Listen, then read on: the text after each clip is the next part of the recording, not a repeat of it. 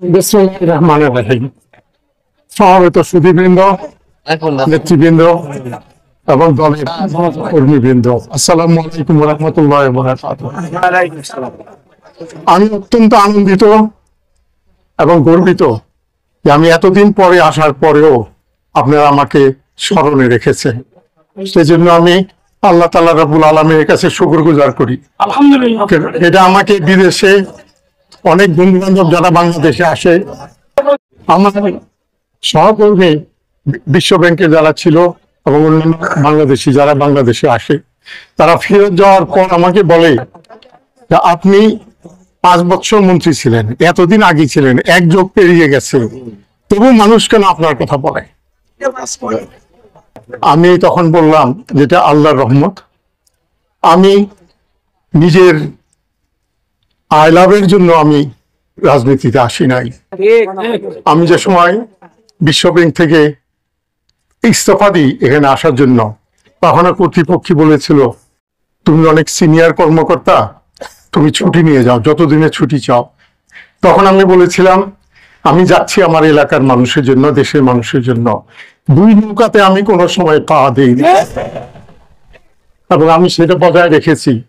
এরপর বিশ্ব ব্যাংক থেকে বিভিন্ন জায়গা থেকে ওই যে কনসালটেন্ট না কি বলে না, অ্যাডভাইজারের, যে 3 মাসের জন্য আপনি এটা করে দিয়ে যান। আমি বলি না, আমি সেই কাজে নাই, আমি ছেড়ে দিয়েছি। কাজে আপনাদের যে কি একটা আকর্ষণ, আমার স্ত্রী মাঝে মাঝে জিজ্ঞেস করে যে আমি অনেক সময় বুঝতে পারি না তুমি কি তোমার এলাকার কথা চিন্তা করো বেশি না আমার কথা চিন্তা করো বেশি। এটা আমার চরম সৌভাগ্য, পরম সৌভাগ্য।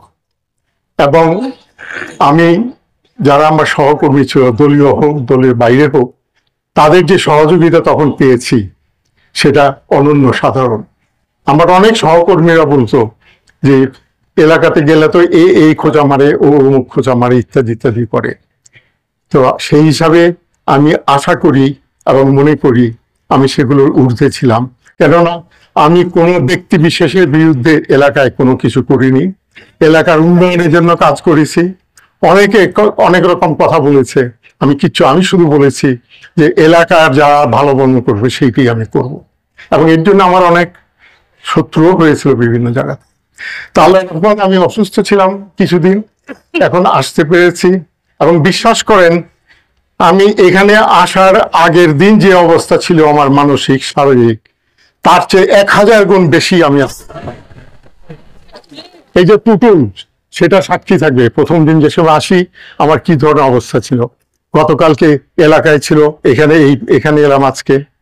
তা আপনাদেরকে অশেষ ধন্যবাদ যে আপনারা কষ্ট করে এখানে এসেছেন। মহিলা ভাই বোনেরা আপনাদেরকে অশেষ ধন্যবাদ, আপনারা যে এখানে কষ্ট করে এসেছেন।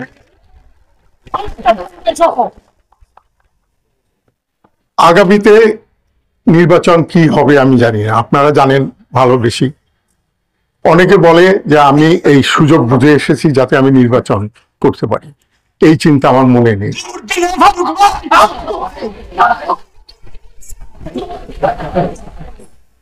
কাজেই অনেকে মনে করে যে আমি বোধ করি আমার নির্বাচনী অঞ্চলে আমার জায়গা আরো সুপ্রতিষ্ঠিত করতে এসেছি।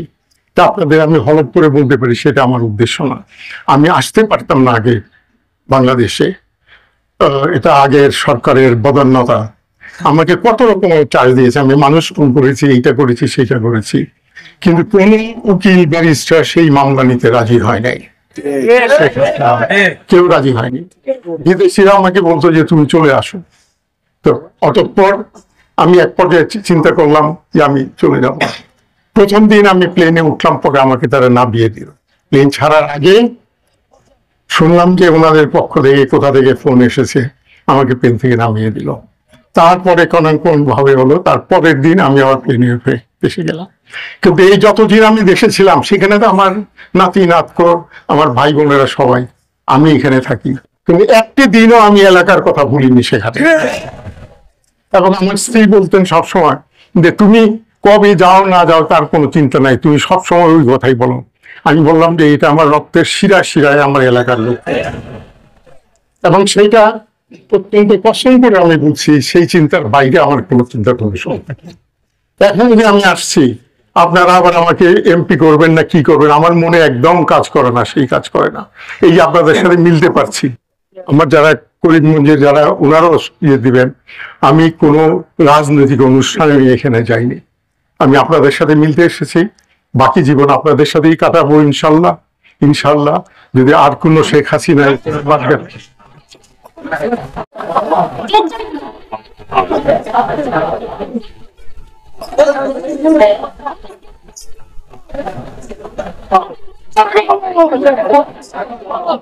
আরে ভাই, স্লোগান শুনতে শুনতে মাঝে মাঝে আমার দুই নয়ন, আমার দুই নয়ন কিন্তু আপনারা এলাকাবাসী, আমার দুই নয়ন। আপনারা যদি আমাকে দেখতে রাখেন আমি দেখে যাব, যদি দেখতে না চান আমার চোখকে আমি রাখবো না।